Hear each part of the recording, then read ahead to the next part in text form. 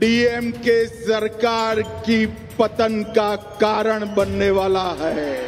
இன்றைக்கு இந்த மீட்டிங்ல உங்க எல்லார் முன்னாடியிலும் அத்தனை தொண்டர்கள் மத்தியிலும் சொல்லுகிறேன், இந்த கூட்டமும் ஒரு மாற்றத்தை உருவாக்கும், திமுக ஆட்சியை முடிவுக்கு கொண்டு வந்து வீட்டிற்கு அனுப்பும். कि इस बार तमिलनाडु में डीएमके को हटाना है। நீங்க எல்லாரும் எனக்கு இப்ப பதில் சொல்லுங்க, நீங்க அத்தனை பேரும் திமுகவை ஆட்சியிலிருந்து அகற்ற தயாராக இருக்கிறீர்களா? हम किसी को आराम करने का अधिकार नहीं। தொண்டர்களாகிய உங்கள் ஒவ்வொருவரையும் நான் கேட்பது என்னவென்றால், நீங்க திரும்ப ஊருக்கு போவீங்க, உங்களுடைய எண்ணம், உங்களுடைய சிந்தனை, உங்களுடைய செயல்பாடு எல்லாம் எப்படி இருக்க வேண்டும் என்றால், திமுக ஆட்சியை எப்படி அகற்றப் போகிறோம், எப்போது அகற்றப் போகிறோம், என்ன செய்ய வேண்டும் என்ற சிந்தனையில் நீங்கள் தொடர்ந்து இருக்க வேண்டும்.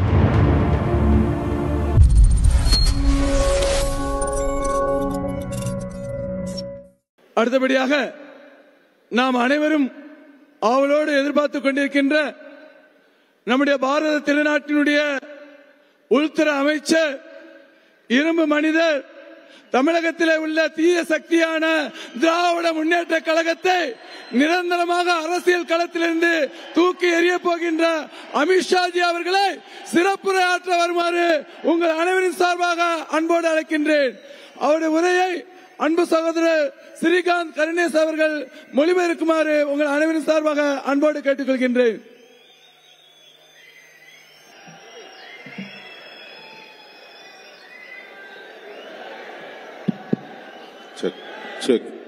मेरे साथ बोलिए, भारत माता की वंदे वंदे।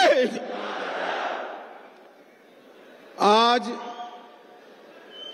तमिलनाडु भारतीय जनता पार्टी के मंडल और जिला के चुने हुए सभी प्रतिनिधि के सम्मेलन में मैं आप सभी का हृदय पूर्वक स्वागत करता हूं.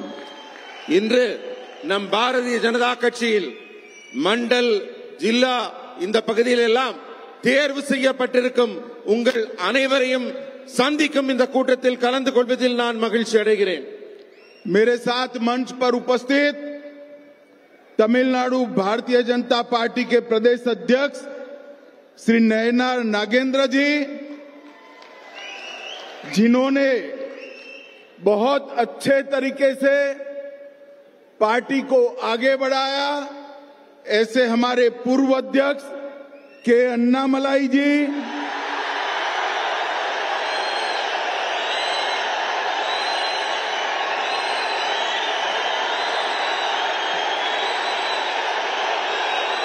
मोदी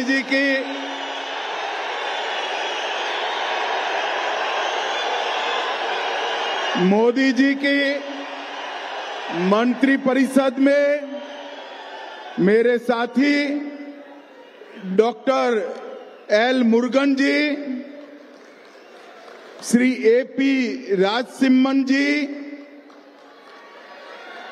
डॉक्टर सुधाकर रेड्डी जी, श्री प्री राधाकृष्णन जी, डॉक्टर तमिलसाई सौंदर्यराजन जी,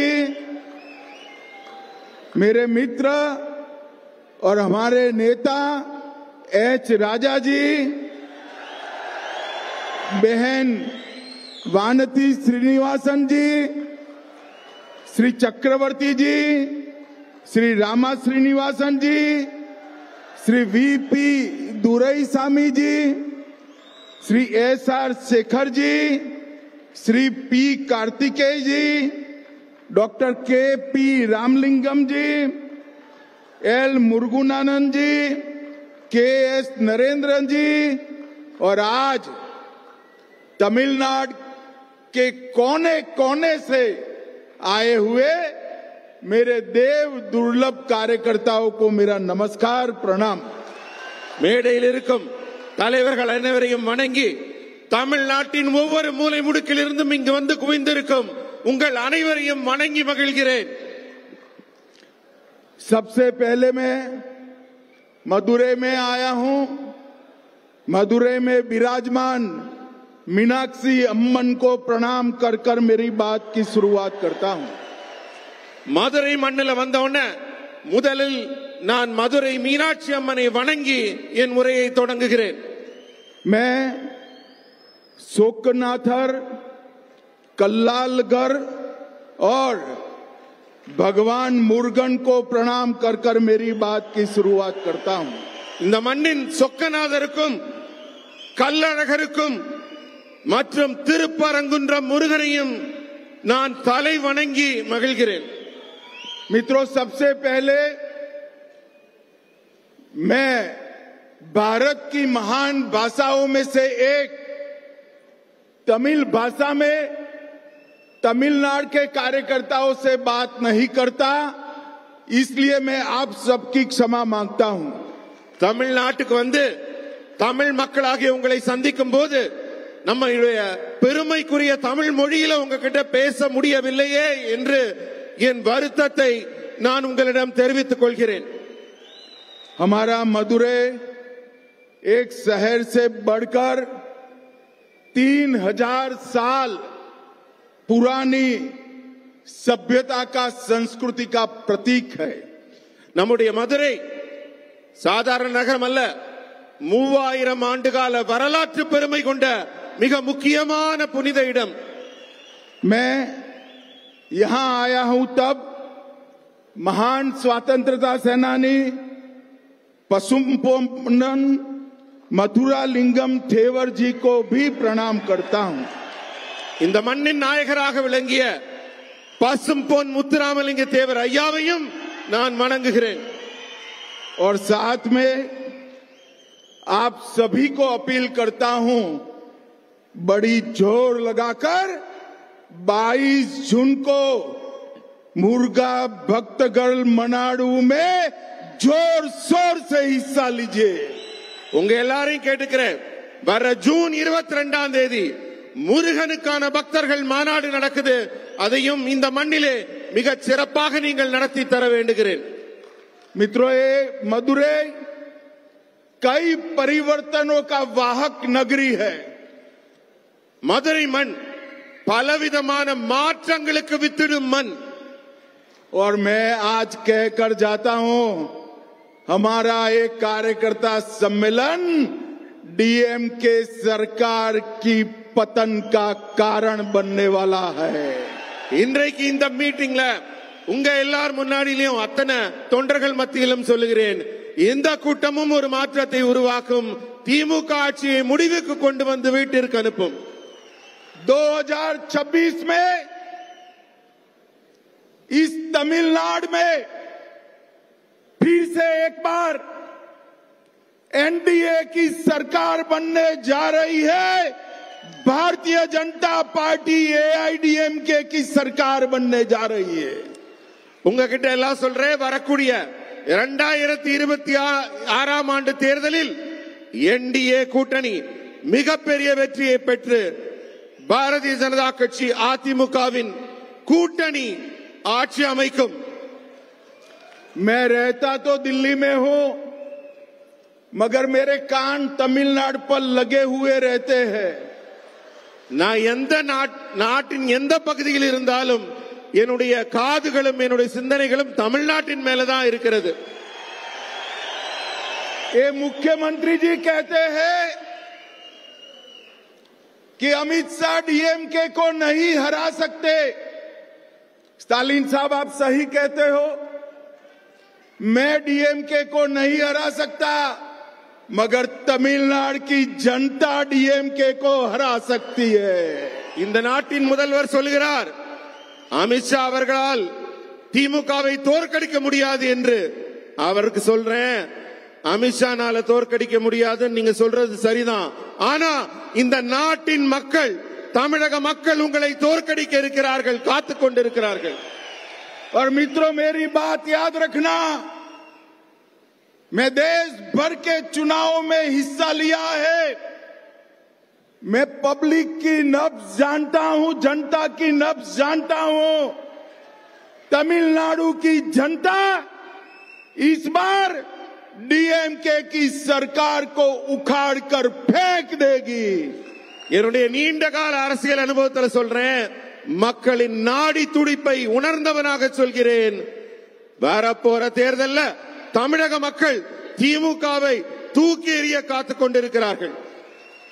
भाई और बहनों, मैं तमिलनाडु की जनता का इसलिए भी आभार करना चाहता हूं कि ऑपरेशन सिंदूर के बाद हमारी वीर सेना और हमारे नेता नरेंद्र मोदी जी के समर्थन में जो तिरंगा यात्रा है तमिलनाडु में निकली है, वो देश के किसी भी हिस्से से कम नहीं है. சகோதர சகோதரிகளே, இந்த நேரத்தில் நான் உங்களுக்கெல்லாம் குறிப்பிட்டு சொல்ல வேண்டியது என்னவென்றால், ஆபரேஷன் சிந்தூர் நம்முடைய தேசத்தின் அப்பாவி மக்கள் கொல்லப்பட்ட போது வடக்கிலே நடைபெற்ற அந்த நிகழ்ச்சிக்கு மிகப்பெரிய எழுச்சியும் மிகப்பெரிய ஆதரவும் நாட்டுப்பற்றும் தமிழகத்தில் இருந்து ஒரு ஆதரவு குரல் ஒலித்ததே, அதை நான் நினைவு கூறுகிறேன். और मित्रों, पहलगांव में आतंकवादियों ने हमारे निर्दोष नागरिकों की हत्या की,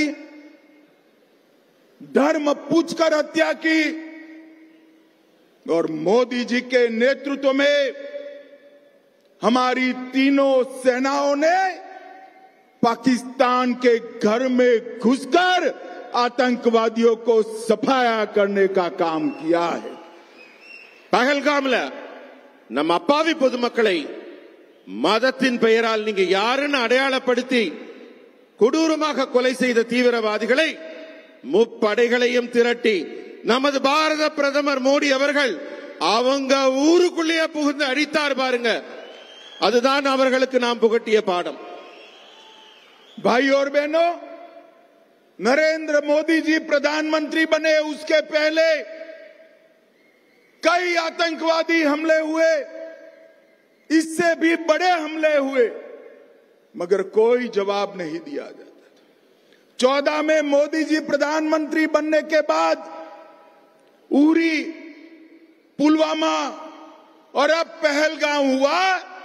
हमने सर्जिकल स्ट्राइक, एयर स्ट्राइक और सिंदूर ऑपरेशन कर कर आतंकवादियों को करारा जवाब देने का काम किया है. இதற்கு முன்னர் கூட அந்த தீவிரவாதிகள் எல்லாம் தங்கள் கைவரிசையை காட்டி இருக்கிறார்கள். ஆனால் அப்போது எல்லாம் இத்தகைய வீர தீரமான செயல்பாட்டை எல்லாம் முந்தைய அரசுகள் வெளிப்படுத்தவில்லை.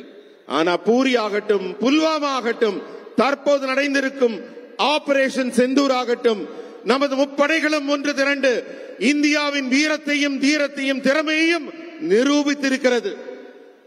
पाकिस्तान के अंदर 100 किलोमीटर अंदर जाकर आतंकवादियों के हेडक्वार्टर को जमीन दोस्त करने का काम हमारी वीर सेना ने किया है. பாகிஸ்தான்ல தீவிரவாதிகள் பதுங்கி இருந்த இடத்துல எல்லாம் 100 கிலோமீட்டர் அவங்க எல்லைக்குள்ள பறந்து சென்று தீவிரவாதிகளின் இருப்பிடத்தை கண்டறிந்து துல்லியமாக தாக்கி அவர்கள் இருப்பிடத்தை மண்ணோடு மண்ணாக்கியது நமது ராணுவம். और मित्रों, मोदी जी के समय में ही रक्षा उत्पादन में देश आत्मनिर्भर बनने जा रहा है. மோடி அவர்களின் ஆட்சியிலே எல்லா முன்னேற்றங்களும் எப்படி இருக்கிறதோ அதுபோல ராணுவத்திலும் கூட ஆத்ம நிர்பர் என்று சொல்லக்கூடிய தன்னிறைவான ஒரு நிலை ஏற்பட்டிருக்கிறது. அதனால் தான் மிகச் சிறப்பாக செயல்பட்டிருக்கிறோம். और जब रक्षा क्षेत्र में आत्मनिर्भरता की बात करते हैं तो पूरे देश का युवा कावेरी इंजन का नाम बड़े गर्व के साथ लेता है. ஆபரேஷன் சிந்தூரின் வெற்றியை பற்றி எல்லாம் நாம் எல்லாம் பேசிக் கொண்டிருக்கும் இந்த வேளையிலே இந்தியாவின் வான்வெளி சாதனையை பற்றி சொல்ல வேண்டும். இந்த நாட்டின் இளைஞர்கள் எல்லாம் காவிரி என்ஜின் என்ற சொல்லை இப்போது உச்சரிக்க தொடங்கி இருக்கிறார்கள். और हमारे देश में बने मिसाइल्सों ने जब पाकिस्तान की एयर डिफेंस सिस्टम और उनके वायुसेना के अड्डे को तहस नहस किया, पूरी दुनिया आश्चर्यचकित होकर उसके देख रही. பாகிஸ்தான் தன்னுடைய ட்ரோன்களையும் ஏவுகணைகளையும் நம் மீது வீச தொடங்கிய போது இந்தியாவின் வான்வெளி வல்லமை உலக நாடுகளுக்கெல்லாம் நிரூபிக்கப்பட்டது.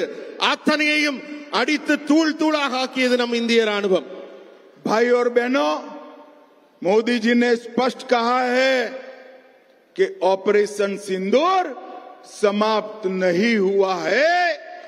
आगे पर भी अगर कोई गोली चलाएगा तो उसका जवाब गोले से दिया जाएगा.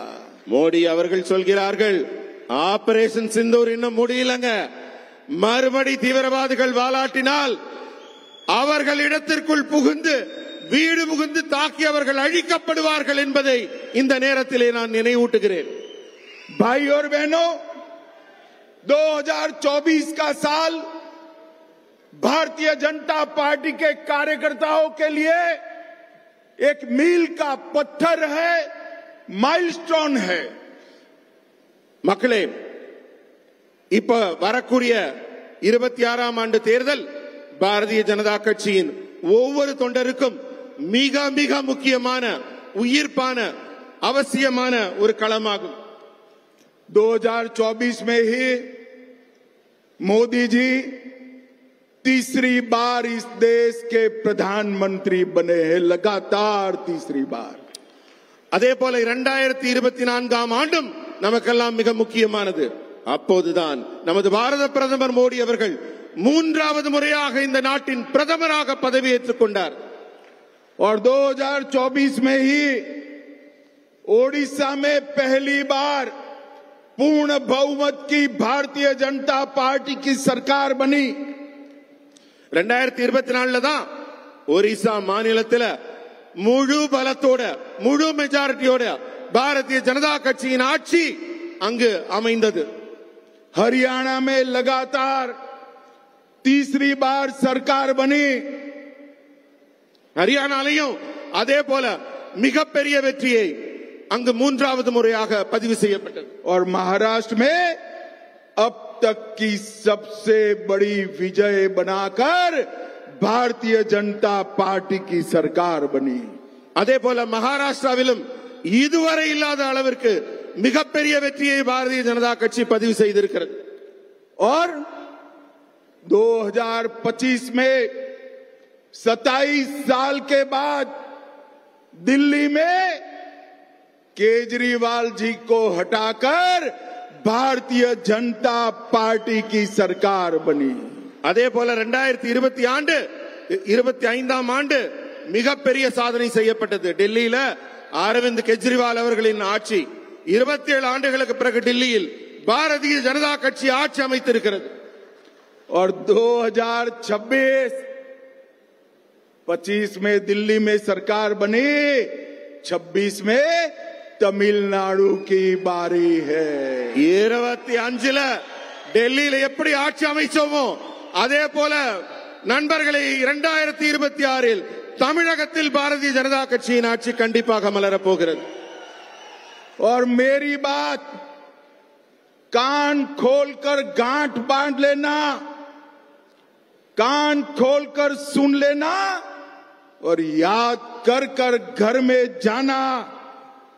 2026 में तमिलनाडु और बंगाल में भारतीय जनता पार्टी और एनडीए की सरकार बनने जा रही.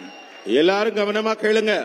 உங்க காதுகளை திறந்து வைத்து நான் சொல்வதை கவனமாக கேளுங்கள், குறித்து வைத்துக் கொள்ளுங்கள். 2026ஆம் ஆண்டில் நடைபெறப் போகும் தேர்தலில் தமிழகம் மற்றும் மேற்கு வங்கத்தில் பாரதிய ஜனதா கட்சியின் கூட்டணி கண்டிப்பாக ஆட்சி அமைக்கும் என்பதை உறுதியாக உங்கள் முன் தெரிவித்துக் கொள்கிறேன். मित्रों, तमिलनाडु की डीएमके सरकार ने भ्रष्टाचार की सारी हदें पार कर दी है. இங்க ஆட்சியில் இருக்கிற திமுக ஊழல் ஊழல் ஊழல் என்று ஊழலில் தான் திளைத்துக் கொண்டிருக்கிறது. मोदी जी ने गरीब तमिल नागरिकों के लिए भेजा 450 करोड़ रुपया का पोषण का किट. उन्होंने एक कंपनी को देकर बहुत बड़ा घपला किया और गरीबों के पेट पर लात मारने का काम किया है। இந்த திமுகவின் ஆட்சி மத்திய அரசிலிருந்து மோடி அவர்கள் ஏழை மக்களுக்காக கொடுக்கும் பணத்தை கூட மக்களின் நலனுக்காக செலவிடாமல் அந்த பணத்தை எல்லாம் மடைமாற்றி அவர்களுக்கு கிடைக்க வேண்டிய நன்மைகளை கிடைக்காமல் செய்வதைத்தான் செய்து கொண்டிருக்கிறார்கள்। 4600 करोड़ रुपए का रेती का खनन का घोटाला किया। आज तमिलनाडु का गरीब से गरीब आदमी एक कमरा भी ज्यादा बनाना है तो महंगी रेत खरीदकर ये डीएमके पार्टी की तिजोरी में पैसा जाता है। இன்றைக்கு இந்த திமுக ஆட்சியில ஏழைகள் விலைவாசி ஏற்றத்தாலும் அவங்க வாழ்வாதாரங்களுக்கு ஏற்பட்டிருக்கும் அச்சத்தாலும் அவர்கள் வாழ முடியாத சூழலில் அவர்கள் மத்திய அரசின் திட்டங்கள் கிடைக்காத சூழலில் தவித்துக் கொண்டிருக்கிறார்கள்। और मित्रों, टास्मैक घोटाला 39,000 करोड़ का घोटाला हुआ। 39,775 करोड़। ये 39,000 करोड़ में से तमिलनाडु के हर गांव में प्राइमरी स्कूल में 2 नए कमरे बनाए जा सकते हैं। 2 नए कमरे बनाए। 39,000 करोड़ रुपया टास्मैक के माध्यम से तमिलनाडु सरकार चाव कर गई है। மக்களுக்கு செய்கிற நன்மையை விட திமுக ஆட்சியில் ஊழல் மிக மலிந்து காணப்படுகிறது என்பதற்கு உதாரணமாக சொல்ல வேண்டும் என்றால் 39,775 கோடி ரூபாய்। मित्रों, मेरे पास उनके घोटालों की बड़ी सूची है, मगर मैं इसमें समय बिगाड़ना नहीं चाहता। அதாவது டாஸ்மாகில 35,775 கோடி ரூபாய் ஊழலை செய்து இங்கே சட்டவிரோதமாக ஊழல் ஆட்சி நடைபெற்றுக் கொண்டிருக்கிறது। ये तमिलनाडु सरकार 100% 100% फेल्योर गवर्नमेंट है। இந்த தமிழக அரசு 100% தோல்வியடைந்த அரசாக காட்சி அளிக்கிறது। अब चुनाव में जा रहे हैं। अब तक इनके घोषणा पत्र के 60% वादे पूरे नहीं हुए हैं। திமுக அரசு தேர்தல் நேரத்தில் மக்களுக்கெல்லாம் ஒரு வாக்குறுதி பட்டியல் கொடுக்கறாங்க. ஆனா அந்த வாக்குறுதி பட்டியல்ல 10% கூட நிறைவேற்றவில்லை அவர்கள். ஆனால் 90% நிறைவேற்றியதாக அவர்கள் கூறிக்கொள்கிறார்கள்।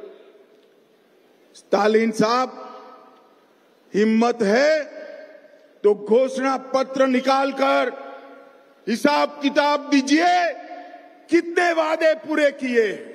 உங்களுக்கு தைரியம் இருந்தா உங்களுடைய தேர்தல் வாக்குறுதி பட்டியலை எடுத்துட்டு வாங்க, அதை பார்த்து சொல்லுங்க நீங்க எத்தனை வாக்குறுதிகளை நிறைவேற்றி இருக்கிறீர்கள் என்று। अवैध शराब में भ्रष्टाचार के कारण आए दिन गरीब लोग नकली शराब के कारण मौत की शरण हो रहे हैं। ஊழலால் மட்டுமல்ல, கள்ளச்சாராயத்தினாலும் இந்த நாட்டு மக்கள், அப்பாவி மக்கள் உயிரிழந்திருக்கிறார்கள்। दक्षिण तमिलनाडु में जातीय हिंसा बढ़ाने का काम अपने राजनीतिक स्वार्थ को पूरा करने के लिए ये तमिलनाडु सरकार ने किया है। தென் தமிழகத்தில் சாதி பிரச்சனையினாலையும் பிரிவினைவாதத்தினாலையும் அரசியல் லாபங்களை கருத்தில் கொண்டு திமுக அரசு செயல்பட்டுக் கொண்டிருக்கிறது। बुजुर्गों और महिलाओं के प्रति अपराध बढ़ा है। இந்த ஆட்சியில பெண்களுக்கு எதிரான குற்றங்கள் மலிந்து கொண்டிருக்கிறது। नशा तस्कर और ड्रग के माफिया तमिलनाडु के युवाओं को बर्बाद करने पर तुले। இந்த நாட்டின் இளைஞர்களுக்கு வாய்ப்புகள் இல்லாமல், வேலைகள் இல்லாமல் அவர்கள் துன்பத்தில் இருக்கும் நிலைதான் தொடர்ந்து கொண்டிருக்கிறது। और तमिलनाडु सरकार में मुख्यमंत्री जी को इसकी कोई परवाह नहीं। தமிழ்நாட்டின் முதல்வருக்கு இது பற்றிய எந்த ஒரு அக்கறையுமோ கவலையுமோ கொஞ்சம் கூட இல்லை। भाइयों बहनों, तुष्टीकरण की भी हद होती। मैं आज यहां आया हूं तब भगवान मुर्गन से जुड़ी हुई पहाड़ी को सिकंदर हिल मानने की हिम्मत ये डीएमके सरकार ने की है। 1000 ஆண்டு காலம் பழமையுள்ள நம்ம திருப்பரங்குன்றம் முருகரின் அறுபடை வீடான அந்த மலையை சிக்கந்தர் மலை என்று சொல்லக்கூடிய துணிச்சல் இந்த திமுக அரசுக்கு வந்திருக்கிறது। सालों से भगवान मुर्गन के भक्त यहां पर अपनी श्रद्धा व्यक्त करते हैं। பல ஆயிரம் ஆண்டுகளாக முருக பக்தர்கள் வழிபட்டு வந்த வழிபாட்டு தலத்தை இதுபோல அரசியல் லாபம் கருதி பிரிவினை வாதம் கருதி இந்த அரசு செயல்படுத்தி வருகிறது। और भाइयों बहनों, मैं तमिलनाडु की जनता को करबद्ध विनती करने आया हूं कि मुर्गा भक्तगल मनाडू में आप बढ़ चढ़कर हिस्सा लेकर इनको अपनी ताकत का परिचय कराइए, भक्तों की ताकत का परिचय कराइए।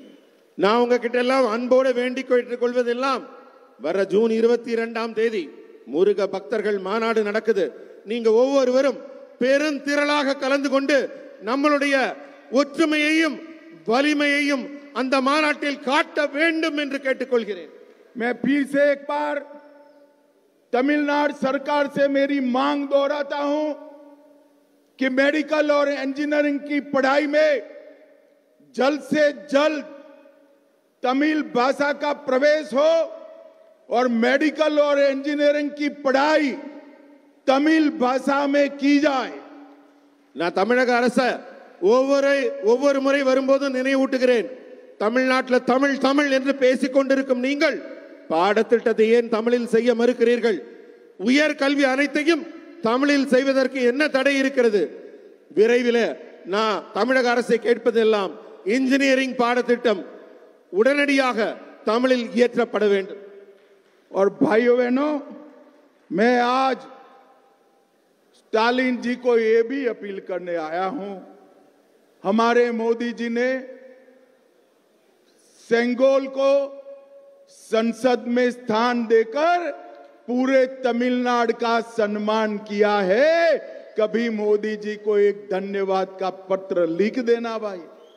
நான் ஸ்டாலின் அவர்களை கேட்கிறேன், தமிழ்நாட்டின் மரபு சின்னமான மன்னர்கள் கையாண்ட அந்த செங்கோலை நாட்டின் உயர்ந்த இடத்திலே கொண்டு சென்றாரே நம் பாரத பிரதமர் மோடி அவர்களுக்கு நீங்கள் ஒற்றை வரியாவது தமிழ் மரபை உயர்த்தி பிடித்த மோடி அவர்களுக்கு நன்றி சொன்னீர்களா?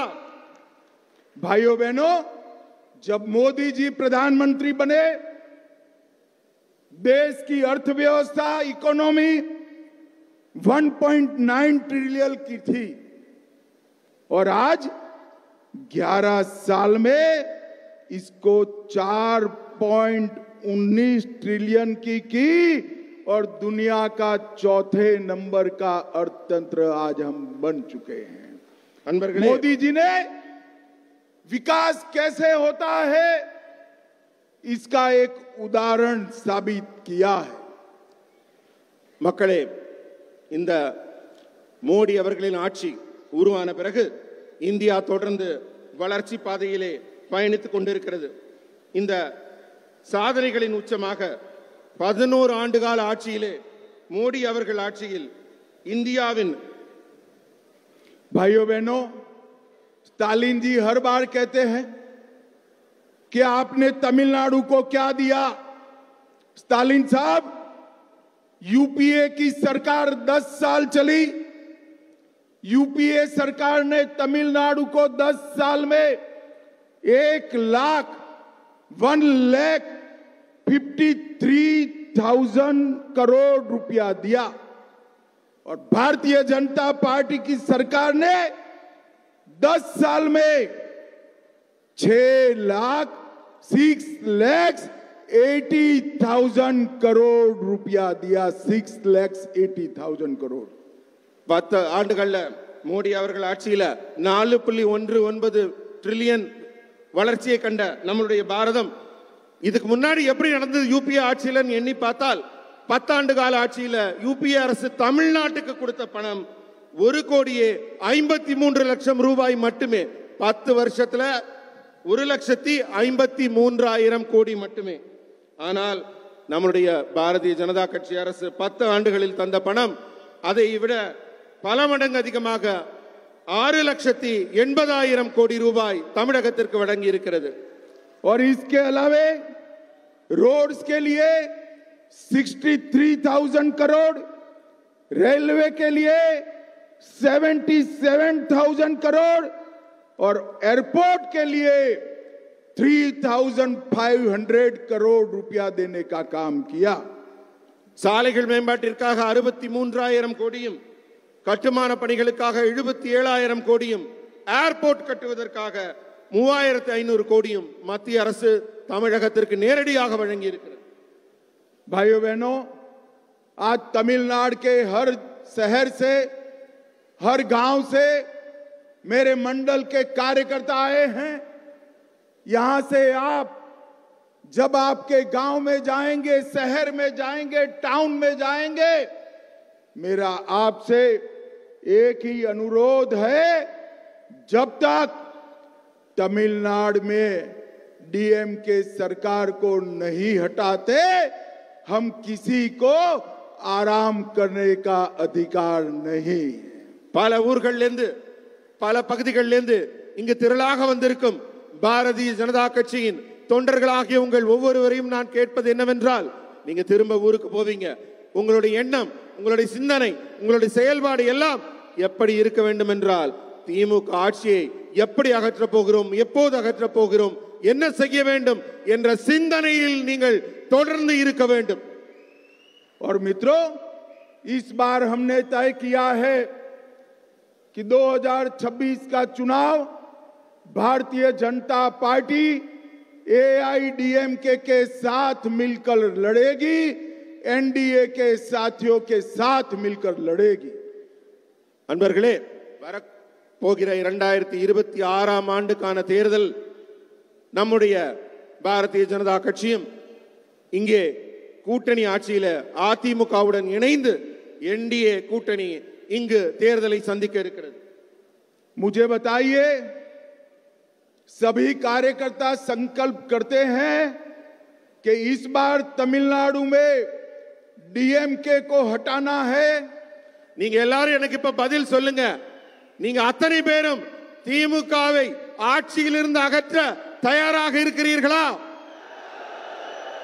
तो मेरे साथ जोर से दोनों हाथ उठाइए. எல்லாரும் ரெண்டு கைகளையும் மேல தூக்கி உரக்க நான் சொல்றத சொல்லுங்க. विजय के संकल्प की मुट्ठी बींचिए. வெற்றிக்கான உறுதிமொழியை எடுத்துக் கொள்ளுங்கள். और प्रचंडवाद से बोलिए. உரத்த குரலில் சொல்லுங்கள். भारत माता की वंदे मातरम, वंदे मातरम, वंदे मातरम. भारत माता की जय.